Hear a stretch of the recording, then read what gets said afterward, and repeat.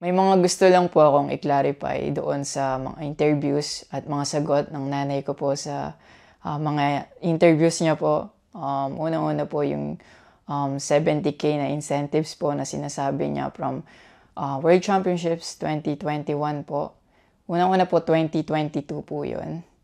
At hindi lang po 70K yung na-receive ko po doon. Alam ko 6 digits po yun. Dahil dalawa po yung nakuha kong medalya. After nun, mga bandang December, umuwi ako sa Pilipinas. Nakikita kami ng mama ko. At hindi niya sa akin sinasabi na na-receive niya na pala yung incentives ko from World Championships. Hindi ko pa po malalaman na na-receive niya na po yung incentives ko kung hindi ko pa po hinanap. Never ko na po na-receive yung incentives ko po na yon. At never ko na rin naman po na hiningi yun sa kanila. Binigay ko na at wala na po yun sa akin. Ang sa akin lang naman, gusto ko malaman kung saan napunta yung incentives ko po na yun. Yung principle po kasi dito wala po sa liit o laki ng amount po na incentives po na ginalaw niya.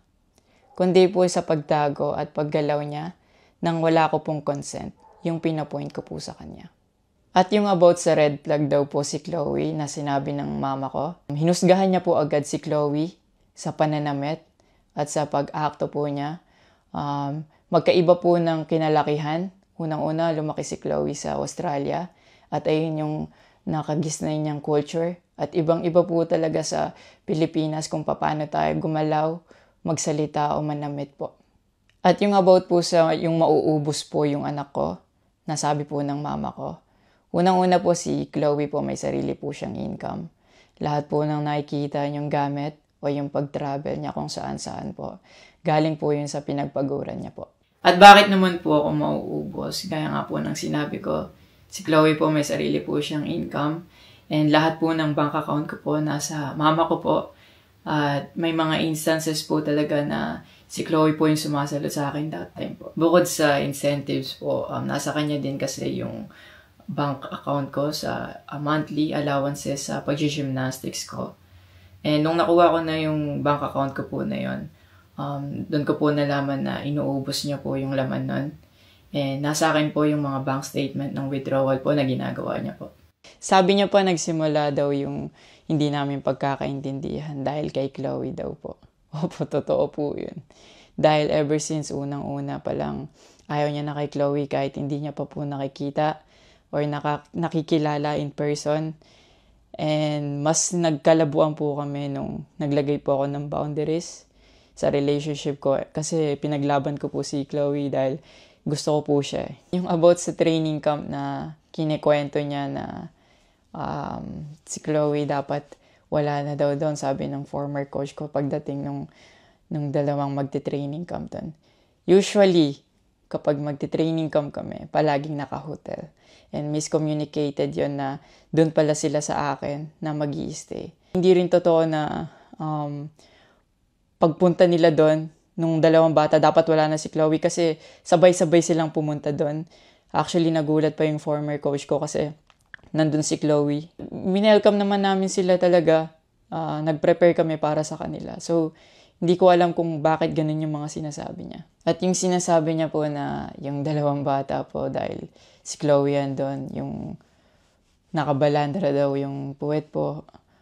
Bilang nakakatandang kapatid po, bilang boyfriend ni Chloe po, at bilang ate at kuya po, kami po aalagaan po namin sila. Hindi namin po gagawin yung mga iniisip niya na ganon.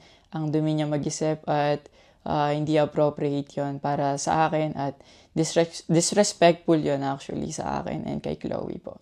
And yung sinasabi niya na so dapat wala daw pong outsider or guest po doon sa apartment ko po.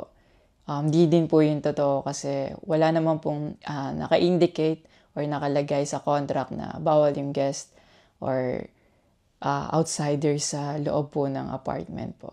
And actually, invited po si Chloe ng former coach ko from Japan nung SEA Games pa lang po sa Vietnam. So, sinabihan kami na invite mo na lang si Chloe sa Japan and doon kayo mag-hangout. Sabi niya pa na feeling niya daw nilalayo ako ni Chloe sa kanila. Unang-una po yun, months before nun, kasi uuwi ako parang 3 days yun. Sinabihan ko na sila na mag-i-spend time ako kay Chloe. Nagpunta kami sa Baguio. Sinama ko si Chloe, nag-spend time kami. Nakikipaghalubilo naman po kami, hindi naman ako nilalayo ni Chloe. Actually, pumunta pa kami sa Pangasinan. Like, po kami doon, parang meet and greet. Yeah. Tapos after nun, nagpunta tayo ng Baguio. And then, ikaw pa nga nag-aya na yung sa bike. Yeah, nag-bike Because we didn't know tayo. what to do Yeah. after nung kumain, because they were like, oh, what do we do? I was like, oh, let's go sa Burnham Park. Yeah. So that we can take the little kids to go biking. Yeah. So I'll just attach a screenshot of me saying sorry at that time if they felt left out when we were all hanging out sa Baguio. So you guys can just pause and read. Actually, nagkita po yung mama ko and yung family ni Chloe twice po. And then, yun, nag-usap po sila. And the last resort, my family made a group chat Yeah. na kasama everybody involved because my family wanted to address kung ano yung issues ni mom mo towards me. Yeah, kasi marami na siyang pinapost. Yeah, madami na siyang pinapost. And even though my family knew na madami na siyang pinapost, my family still welcomed them, treated them with respect and with no judgment, na pinaringgan nila yung side ng mom mo, what she had to say about me and our relationship.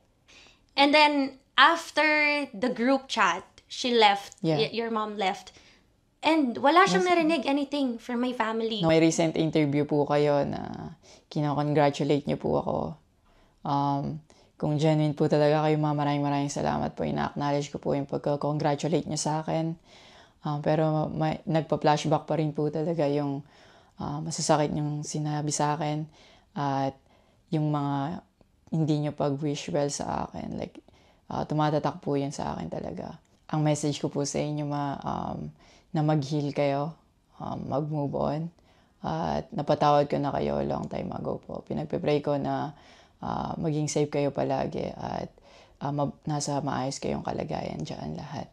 Tigilan na po natin to at i-celebrate na lang po natin yung mga ginawa po ng paghihirap, pagsasakripisyo ng bawat atletang Pilipino dito sa Olympics.